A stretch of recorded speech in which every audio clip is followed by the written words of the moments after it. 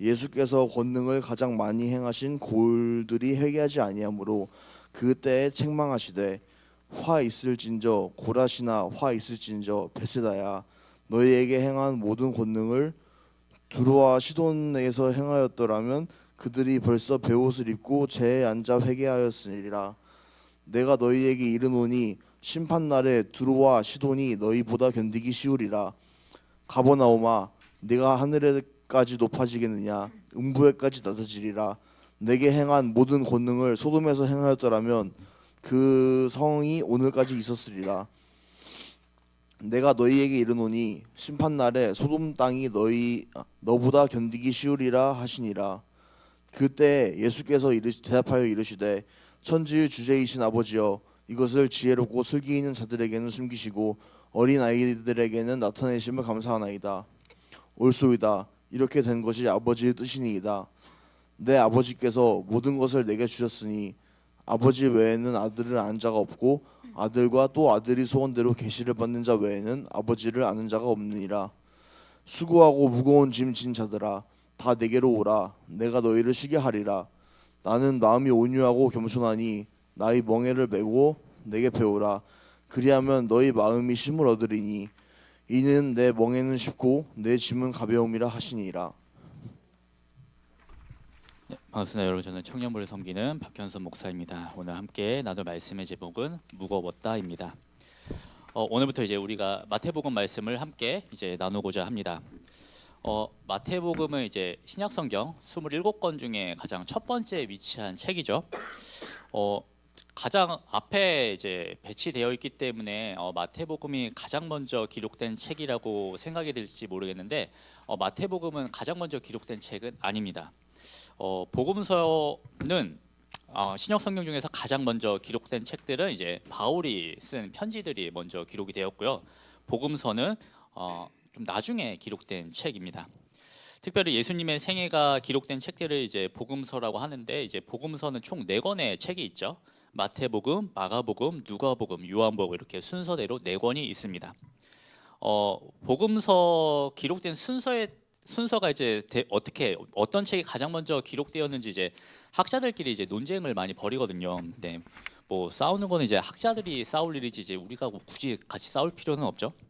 보통은 마가복음이 가장 먼저 기록된 책이라고 봅니다. 쉽게 말하면 이제 마가복음이 가장 이제 기본서가 되는 것이죠. 이 마가복음을 기초로 해서 마태복음과 이제 누가복음이 이제 기록이 되었습니다. 그래서 마태, 마가, 누가복음을 이제 관점을 공유한다라고 해서 이제 공관복음이라고 불러요.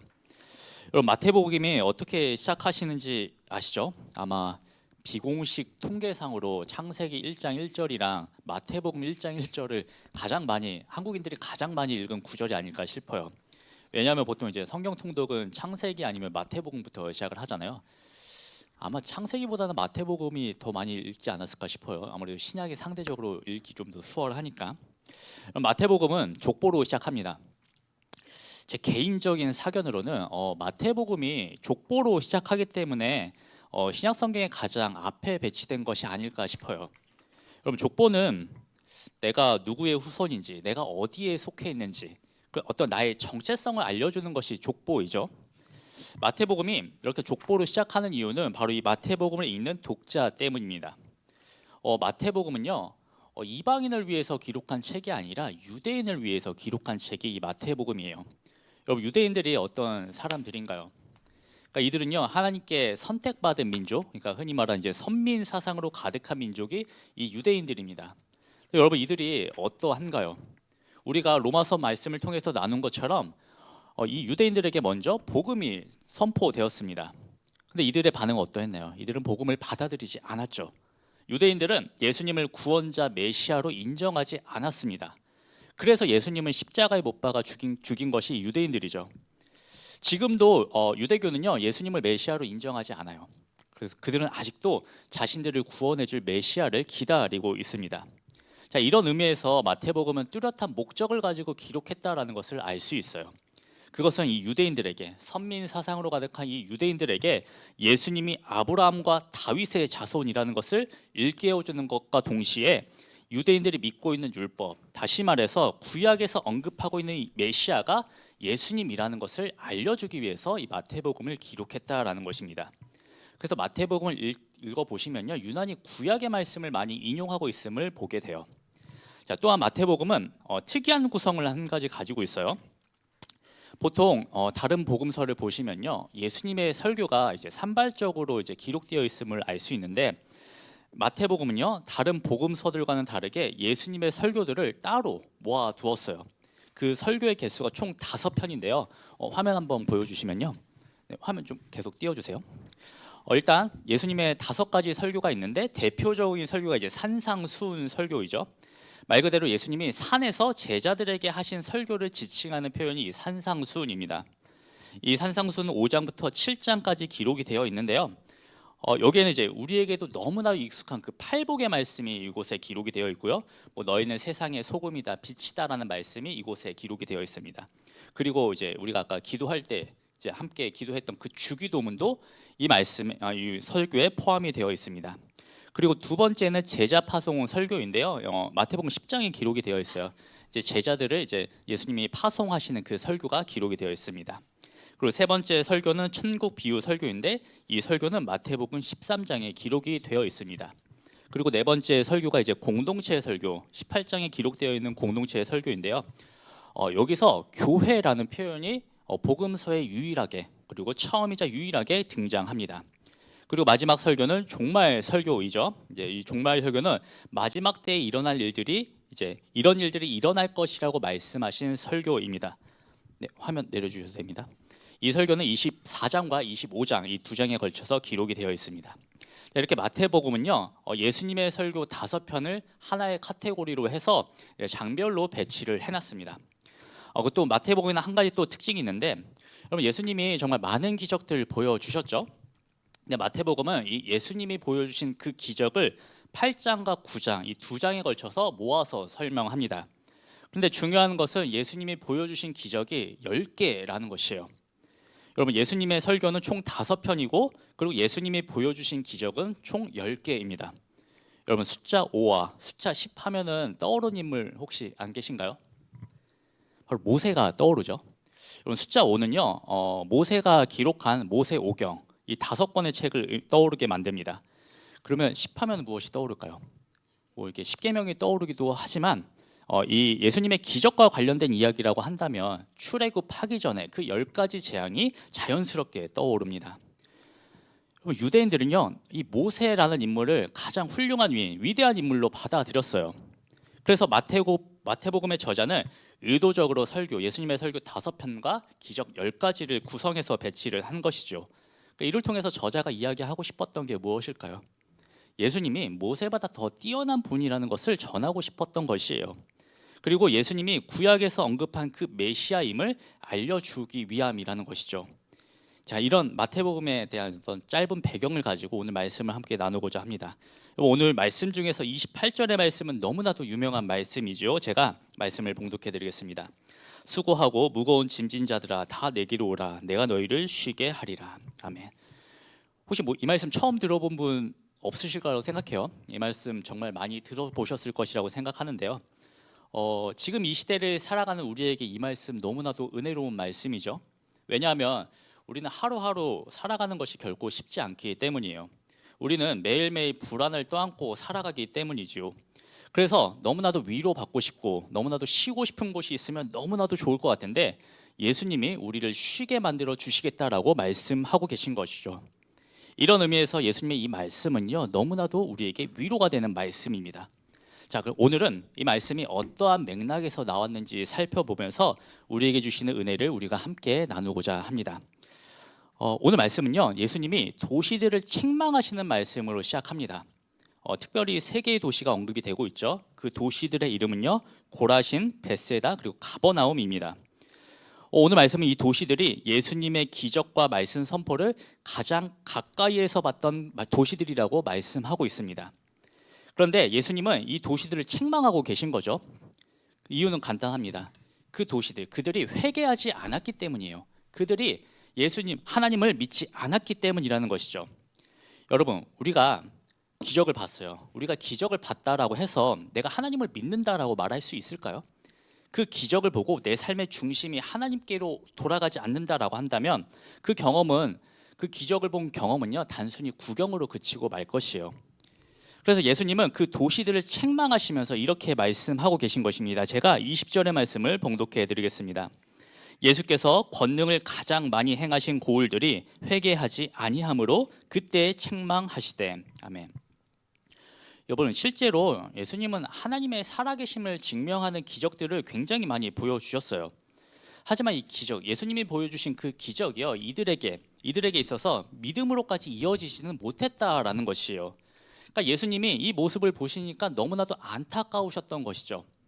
여러분, 하나님을 온전히 신뢰하지 못하면요 결국 우리는 다른 대상을 붙잡을 수밖에 없습니다.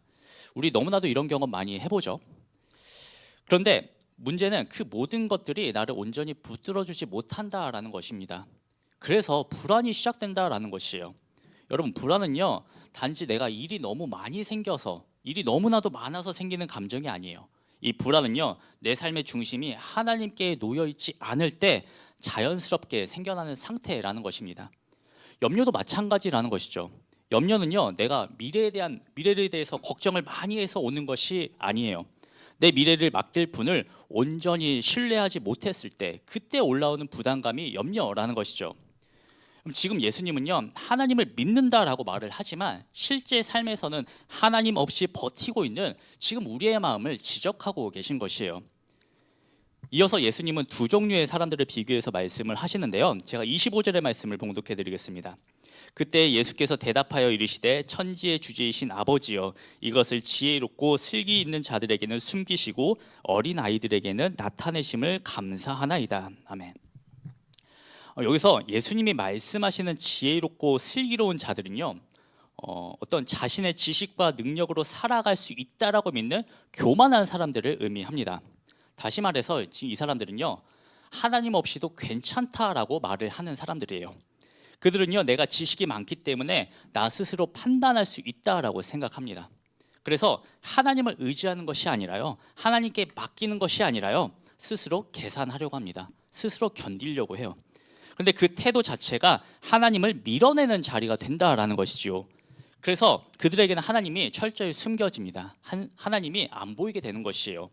그래서 숨겨진다라는 표현을 사용하고 있는 것이죠. 반대로 예수님은 어린아이를 말씀하고 계세요. 여러분, 어린아이는 세상을 이해할 능력이 부족하죠. 물론 이제 어린이들이 무능력하다라는 것을 말하는 것이 아니에요. 다만 어린아이는요 정확하게 한 가지 사실만은 알고 있어요. 어린아이는 내가 누구를 의지해야 되는지를 명확하게 알고 있습니다. 그 의지할 대상을 명확히 알고 있어요. 뭐 어린이들의 그리고 그 의지할 대상을 철저히 신뢰하죠.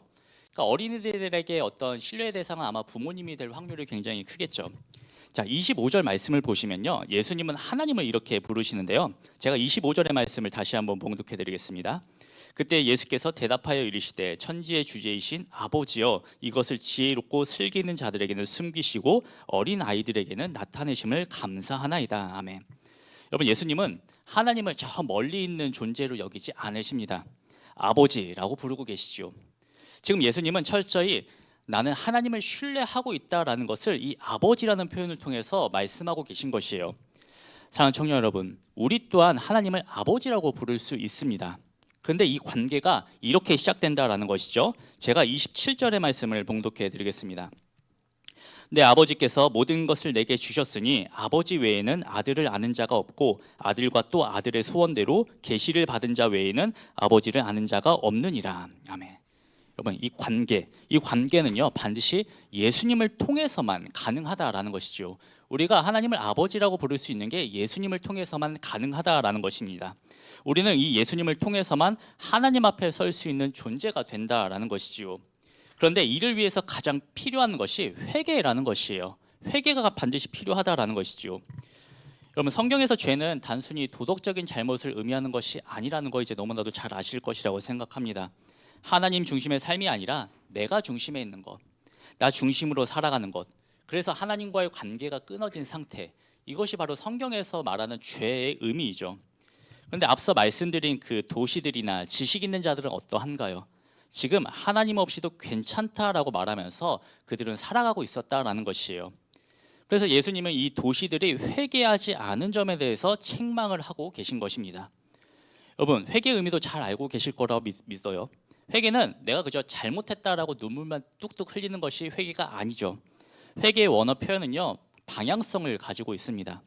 다시 말해서 지금 예수님이 말씀하신 그 회개는요, 어떤 나의 감정적인 문제가 아니라 방향의 문제라는 것이에요. 삶의 기준이 여전히 나에게 있는 사람은요, 하나님을 믿는다라고 말은 하지만 실제로는 하나님을 신뢰하지 않는 자리에 머물고 있다라는 것입니다.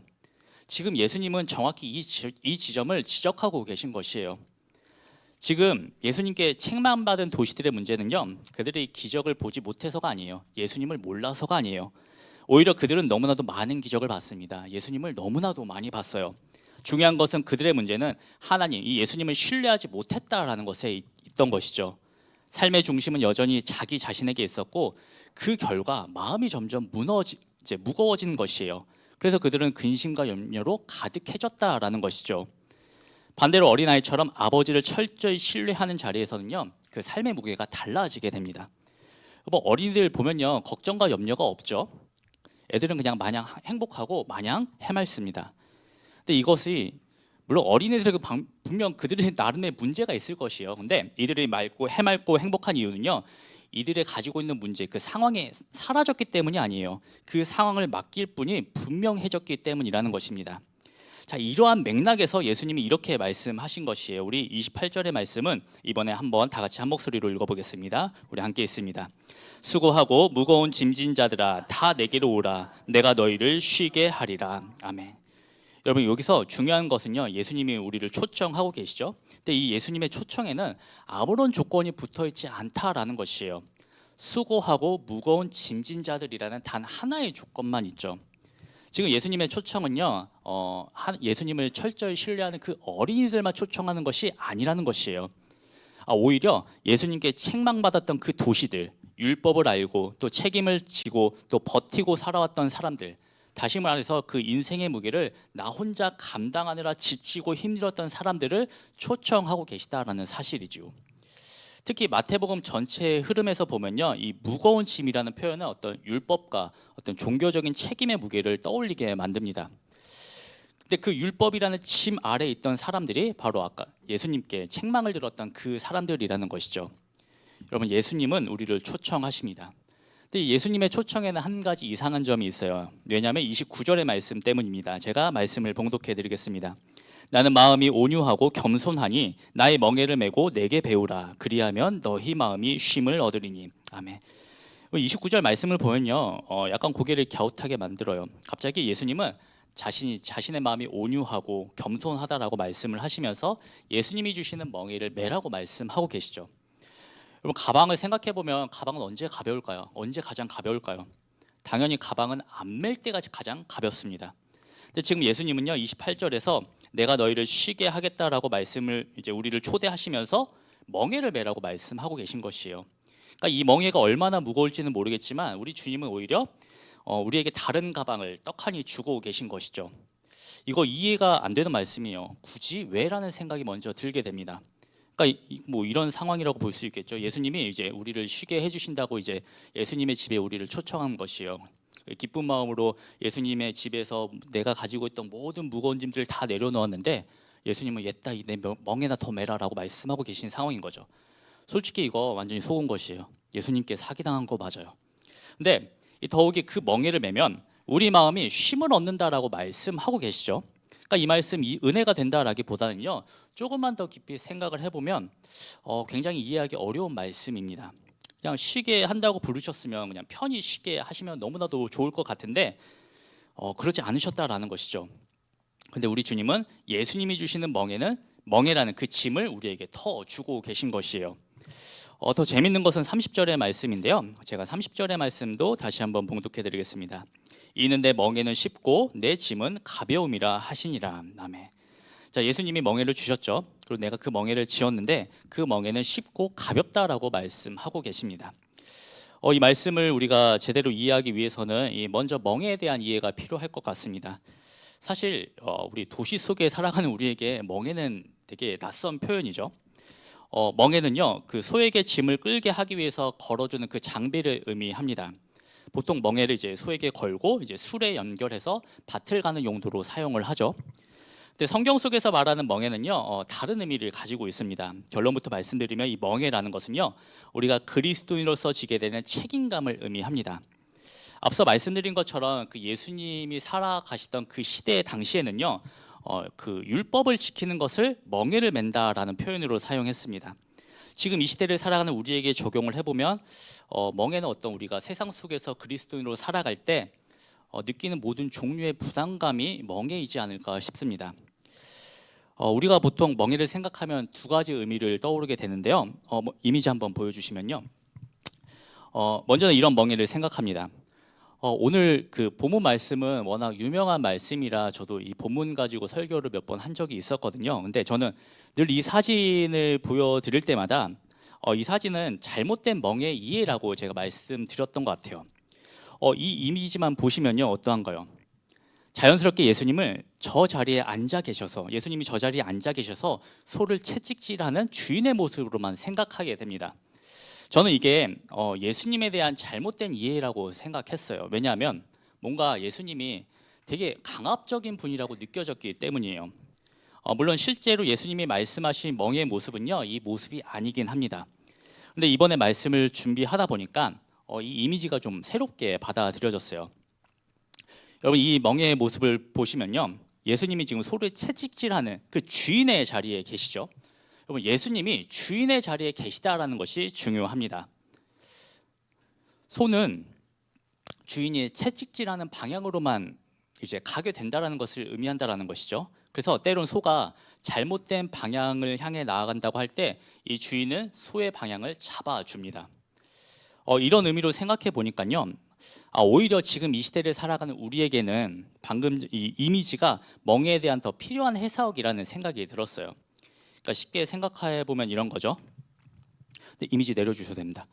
요즘에 목사님들이 어떤 그리스도인들의 모습을 말씀하실 때 예수님께 내 운전대를 맡기는 것으로 많이 설명을 하시는 것 같아요. 여기서 예수님께 운전대를 맡긴다라는 것은 내 인생의 주도권을 예수님께 넘기는 것을 의미하는 것이죠. 오늘날은 이 멍에를 이렇게 이해해도 좋을 것 같아요. 내가 운전대를 잡고 내 멋대로 살아가는 인생이 아니라요, 예수님께 내 인생의 운전대를 넘기며 살아가야 하는 것이 오늘날 우리가 이해할 수 있는 멍에의 모습이 아닐까 싶어요. 그래서 때론 우리가 잘못된 선택을 할 때 예수님이 내 인생의 방향을 잡아주시는 인생, 결과적으로 예수님이 원하시는 삶을 살아가게 되는 것, 이것이 바로 예수님이 주신 멍에의 의미가 아닐까 싶습니다. 자, 주님이 그토록 원하시는 운전대를 우리가 내어드렸다라고 해봅시다. 그럼 이제 우리가 무엇을 해야 될까요? 예수님이 내 인생의 운전대를 붙잡고 운전을 하시니까 우리는 그냥 아무것도 안 하고 있어도 될까요? 당연히 아닙니다. 여러분, 보통 조수석에 앉은 사람들을 보면요, 조수석에 앉은 사람들이 해야 될 일들이 있다라고 하죠.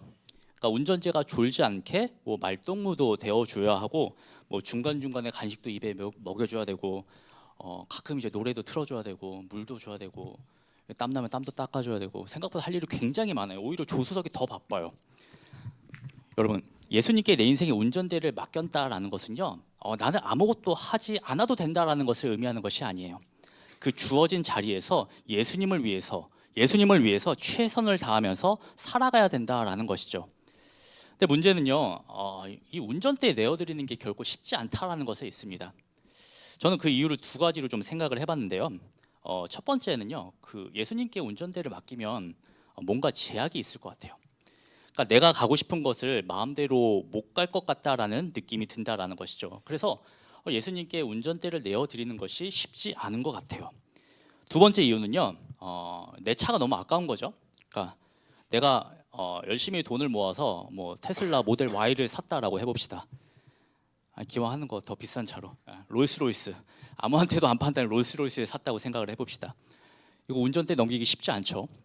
근데 여러분, 예수님이 우리에게 그걸 원하신다라는 것이에요.